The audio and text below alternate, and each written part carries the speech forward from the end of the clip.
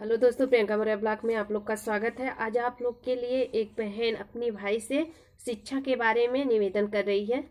सुनिए क्या गाना है। चली भैया शिक्षा लड़ैया में सुधर जाई जिंदगी पढ़ैया में, सुधर जाई जिंदगी पढ़ैया में। चली भैया शिक्षा लड़ैया में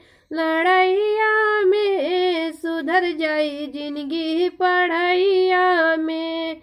अनपढ़ से का पूछे शिक्षा की बतिया, बाबू के लगवा आइल बाबतिया।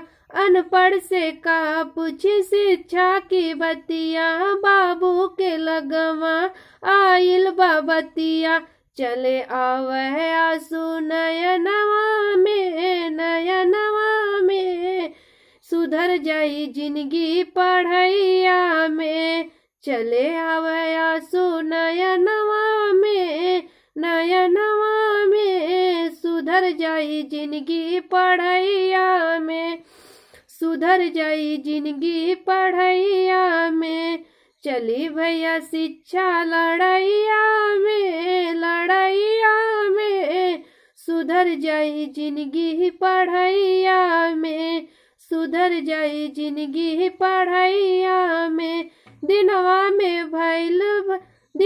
में भैया लौकाया नार हो, दिनवा में भैया लौकाया नार हो। सोई ना घड़िया कलैया में चली आई, सोई नहीं घड़ी कलैया में सुधर जाई जिंदगी पढ़ैया में। चली भैया शिक्षा कलैया में लड़ैया में सुधर जाई जिंदगी पढ़ैया में।